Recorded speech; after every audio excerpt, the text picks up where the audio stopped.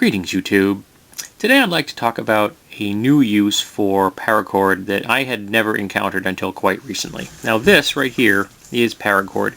This is official 550 paracord, so you have the outer sheath. This is obviously black paracord, and inside you have 7 individual strands like this.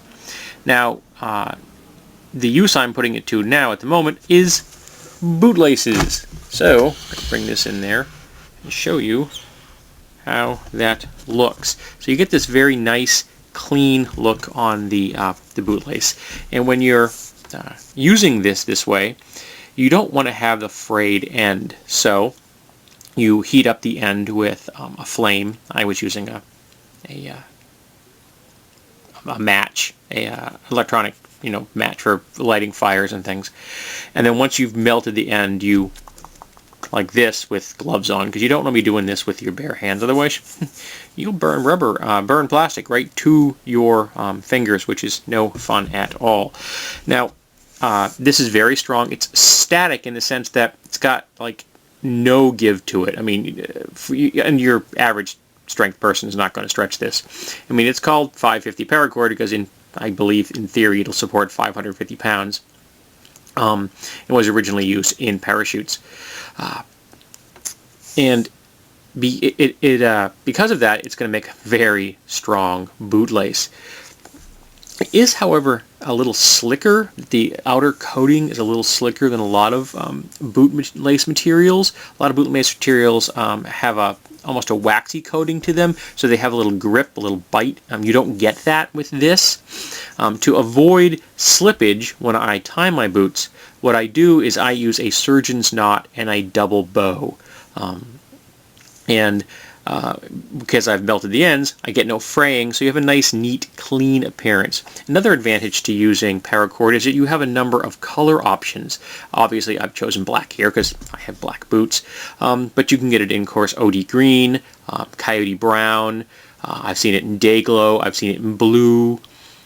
I think I may have seen it in yellow. I'm not positive. There are a number of colors available on the market, so you could match this to pretty much any kind of boot or shoe you really want to.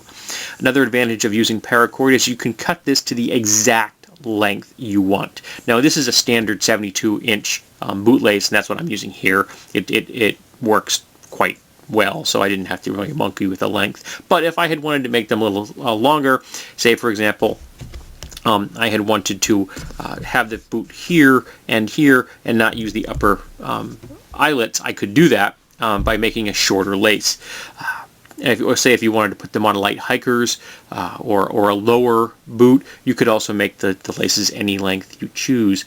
And in theory, if I wanted to, I could snip the ends off of this, both ends off of this, and I could pull out all 7 strands. I would still be able to use the empty outer sheath as a bootlace, and it would still be admirably strong as a bootlace.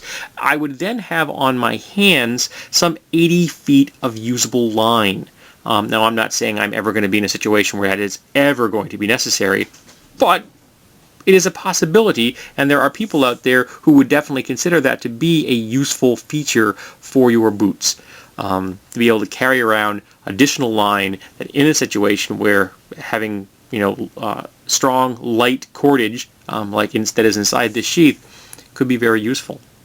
So this is what I am currently using as laces. I've been wearing them for a week. I really like the way they've been performing. I like the way they look. It's nice and neat and a nice clean look, and it's had a very slight sheen to it. I kind of like the way that looks. So I would definitely recommend this as an option. And the skein of paracord I just showed you, I think it's 100 feet long. I picked up at a local tactical shop for like $8. So that's a pretty good price, and he had at least 4 or 5 different colors available right there, so I could have chosen a number of different things if I wanted to. I just went with black because my boots are black, and I like the black on black look. So this is an idea I thought that people out there who are into gear might appreciate. Alright, I know that people are going to ask me what I mean when I described how I laced my boots, so I thought I would give a brief demonstration. So, lace them up.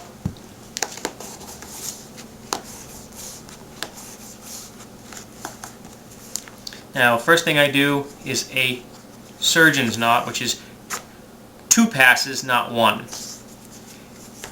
Then I do the classic bow, and then you pass the bow through a second time, and then you tighten it down. And if I do this, my boot never, ever becomes unlaced. This is the method I've been using for years, and it's done an excellent job for me. So that is how I tie my laces, even if I'm using a lace that is a little more slick than a standard bootlace. P.S. We had to lock the cat in the bathroom.